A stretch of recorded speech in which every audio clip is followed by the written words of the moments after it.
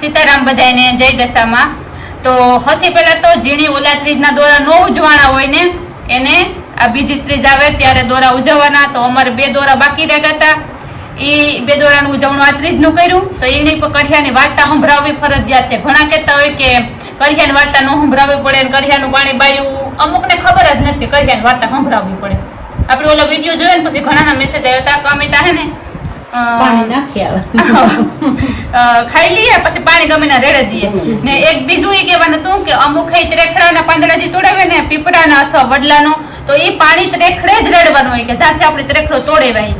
અમુક તોડે આવે મને પછી ખબર જ નહીં કે ક્યાંથી તોડેવા, એ પાણીના રેડવા જ નથી જતા. તો ફરજિયાત રેડવા જવું પડે ને. કરાય તો કાયદેસર કરાય. હા, કરાય તો કાયદેસર કરવાનું કે જ્યાં પાણી હે આપણી જ્યાં પાંદડા તોડ્યા નાસ પાછું રેડવા જવું પડે. શિયાર વાર્તા સંભળાવે ને.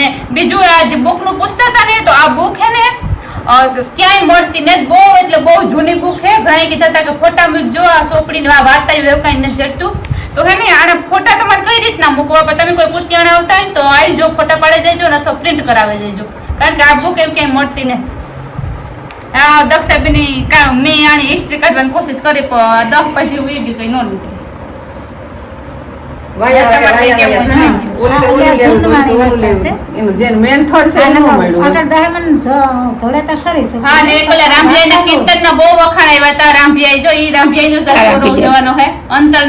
ગુરુ મારે આવજો, બહુ રૂપારું કીર્તન ગયું હતું રામજીયાઈ ને. વધારે તમારે આવ્યા ઓર્ડર આવ્યા ગાવાનું કીર્તન તો મને એવું ગમે. નવી બેસી કીર્તન લઈને લે. હો જય દશામાં. સુવર્ણપુર નગરીમાં અભ્યસેન નામનો ઘણો જ ગર્વિષ્ઠ રાજા રહેતો હતો. નગરની સમૃદ્ધિનો પાર ન હતો. રાજાની ગુણિયલ, સંસ્કારી અને અતિ સુશીલ તથા રૂપવતી રાણીનું નામ અનંગસેના હતું. રાણી ઘણી જ નમ્ર અને ધર્મિષ્ઠ હતી. એ ઘણી વાર રાજાને અહંકાર ન કરવા સમજાવતી હતી, પણ રાજા એની વાત કદી ન સાંભળતો. એક દિવસ રાજમહેલના ઝરૂખે બેઠેલી રાણીને નદીના કિનારે સ્ત્રીઓને વ્રત કરતી જોઈ. તેથી રાણીએ કુતૂહલવશ થઈ તરત જ દાસીને આજ્ઞા આપી કે નદીના કિનારે સોળે શણગાર સજીને ટોળે વળેલી સ્ત્રીઓ શું કરે છે એ જાણી લાવ.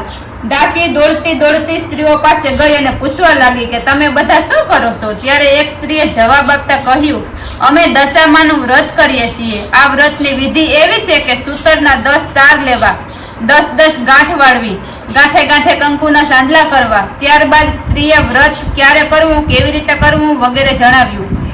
દાસીએ મહેલમાં આવીને રાણીને બધી વાત કરી. ધાર્મિક સ્વભાવની રાણીને પણ આ વ્રત કરવાની ઈચ્છા થઈ. મનથી વ્રત કરવાનું નક્કી કર્યું. એણે આ વાત રાજાને જણાવી તો અહંકારી રાજાએ ના પાડી દીધી અને કહ્યું, આ વ્રત તો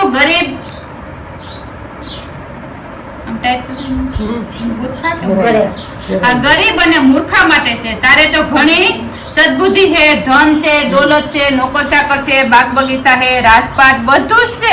આ વ્રત કરવાનું છોડી દે. તારા દોરાના તાર તૂટી ગયા એટલે ફરીથી આ અક્ષરો લખેલા થોડા અવતારમાં આપણે બંનેનો રાજાના અભિમાન ભર્યા વસન સાંભળી રાણીનું દિલ દુભાયું. એ જાણતી હતી કે થોડી ગમે તેવી સમજાવવા છતાં અભિમાની રાજા એકનો બે થવાનો નથી. રાજાએ અહંકાર, ગર્વ અને અભિમાનમાં સક્ષુર થઈને દશામાના વ્રતનું અપમાન કર્યું. તેથી દશામાનો ક્રોધનો પાર ન રહ્યો. માટે રાજાના સપનામાં આવીને એક જ શબ્દ કહ્યો, હું પડું છું. સોરી, આ હે ને થોડુંક અહીંયા અક્ષર બે ડબલ લીટીમાં લખ્યું છે ને એટલે. બીજા દિવસે પડોશી રાજા લાવ લશ્કર સાથે સળી આવ્યો. અણધાર્યા હુમલાથી રાજા અભયસિંહ ગભરાયો. જીવ બચાવવા માટે રાણી અને બંને કુંવરોને લઈ જંગલમાં રસ્તે ભાગ્યો. રાણી અનંગસેના મનમાં સમજે છે કે પોતાના પતિએ કરેલ દશામાના વ્રતના અપમાનથી આ દશા પ્રાપ્ત થઈ છે. ઘોર જંગલમાં રાજા રાણી ઉઘાડા પગે ચાલ્યા જાય છે. પગમાં કાંટા કાકરા ભોંકાય છે. દુઃખ અને થાકનો પાર નથી. કુંવરો તરસ્યા થયા છે. એટલામાં એક વાવ આવી. રાજા પાણી લેવા વાવમાં ઉતર્યો. પાછળ બંને કુંવરો ઉતર્યા તો દશામાએ અદ્રશ્ય રહીને બંને કુંવરોને ખેંચી લીધા. કુંવરો અદ્રશ્ય થઈ ગયા. આ જાણીને રાણી વિલાપ કરવા લાગ્યા. રાજા પણ મનમાં સમજી ગયો કે આ દશામાનો કોપ છે. એ રાણીને આશ્વાસન આપતા સમજાવે છે કે જેણે આપ્યા એને જ લઈ લીધા, હવે એ જ આપશે. રુદન કરતી રાણીને સમજાવતો રાજા આગળ ચાલ્યો. થાકના લીધે બંનેના પગ ઘસડાય છે, પગમાં વેઢા વેઢા કાંટા ભોકાય છે, તેથી પીડાનો પાર નથી. રસ્તામાં એક વાડી આવી. રાજાને થયું કે હાશ બે ઘડી વિશ્રામો લઈએ, પણ રાજાએ વાડીમાં પગ મૂક્યો તો ખીલેલા ફૂલો કરમાઈ ગયા. વાડીનો માળી વિચાર કરવા માંડ્યો કે નક્કી આ માણસ પાપી પગલાનો છે, તેથી માળી લાકડી લઈ રાજાને મારવા દોડ્યો. રાજા રાણી માંડ બસીને ભાગ્યા. જીવનથી હતાશ થઈ ગયેલા ભિખારી જેવી હાલતમાં બંને એક નગરમાં આવ્યા. એ નગર રાજવી બહેનનું હતું. રાજાને આશા હતી કે બહેન જરૂર આશરો આપશે. એણે પાદરેથી પોતાની બહેનને સંદેશો મોકલ્યો કે તેનો ભાઈ આવ્યો છે. બહેને પોતાના ભાઈને સોનાની ગાગરમાં સુખડી મોકલાવી અને સાથે સોનાની સાંકળી પણ મોકલાવી, પણ સોનાની ગાગર પિત્તળ થઈ ગઈ અને સુખડી ઈંટના કટકા થઈ ગઈ. સોનાની સાંકળીના બદલે ફૂફાડા સુખડી ઈંટના કટકા જેવી બની ગઈ અને સોનાની સાંકળીના બદલે ફૂફાડા મારતો કારો નાગ નીકળ્યો. રાજા વિચાર કરે છે કે મારી સગી બહેન મને મારી નાખવા આવું કરે, નક્કી આ દશામાના કોપને કારણે થાય છે. આવો વિચાર કરી રાજાએ ગાગર ત્યાં જ દાટી દીધી અને રાણીને લઈ આગળ ચાલ્યો. ચાલતા ચાલતા એક નદી આવી. નદીના કાંઠે સીભડાવાળા સોર્યો વાર્તા બહુ નદીના કાંઠે સીભડાના વાડ છે. રાજા બે હાથ જોડીને વાડાના માલિકને કરગરવા લાગ્યો કે ભાઈ 7 દિવસથી ભૂખ્યા છીએ, દયા કરી એક સીભડું આપો. ખેડૂતને દયા આવવાથી એક સીભડું આપ્યું. રાજાએ નક્કી કર્યું કે આગળ જઈને થોડો વિશ્રામ કર્યા પછી સીભડું ખાવું અને ભૂખ સમાવવી. પૂર્વે બન્યું આવું કે ગામના રાજાનો કુંવર 2 દિવસ પહેલા રિસાઈને ભાગી ગયો હતો. સિપાહીઓ કુંવરની શોધવા નીકળ્યા હતા. દશામાના કોપના કારણે રાજાના હાથમાં જે સીભડું હતું એ કુંવરનું માથું બની ગયું. આ માથા ઉપર નજર પડતા સિપાહીઓએ દોડીને રાજાને પકડી લીધો. દોરડાથી બાંધી લાતો મારતો નગરમાં લઈ આવ્યા.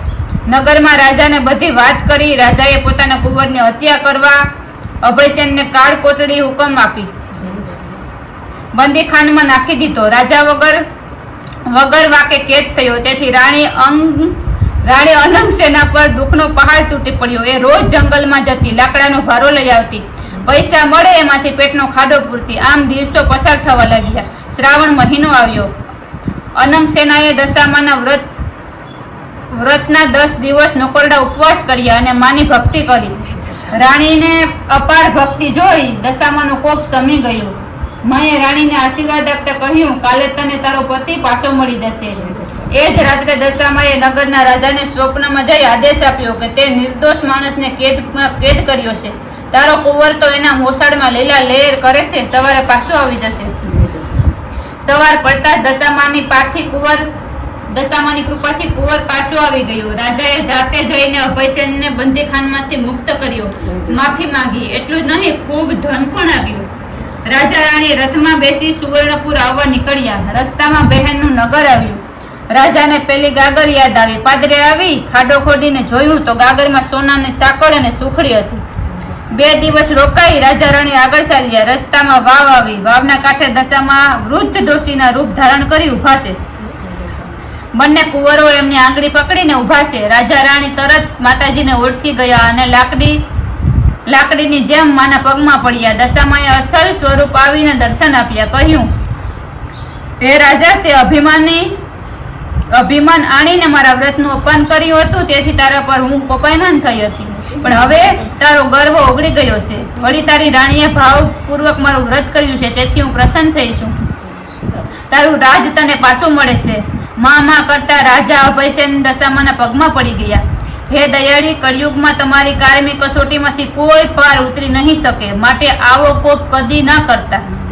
દશામાં મીઠું મધુર હાસ્ય વેરતા બોલ્યા, તારી વાત કબૂલ કરું છું. કળિયુગમાં જે કોઈ મારી કથા સંભળાવશે કે તેની દશા સદા સારી રહેશે. આમ કહી દશામાં અંતર્ધ્યાન થઈ ગયા.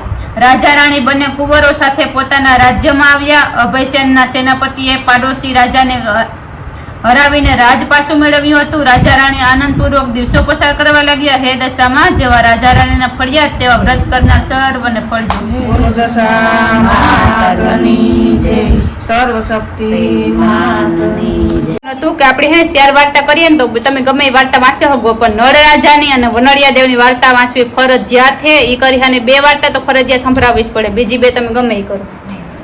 બરાબર.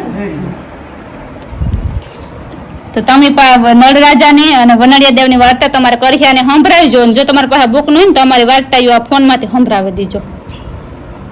હા, તો હે ને જો આથી ચખડો રાંભીએ તોડે ગતા ને તો આ પાછું પાણી રેડવા આવ્યા. તમે જ્યાંથી પછી રખડો તોડો ને ના પાણી રેડવાનું.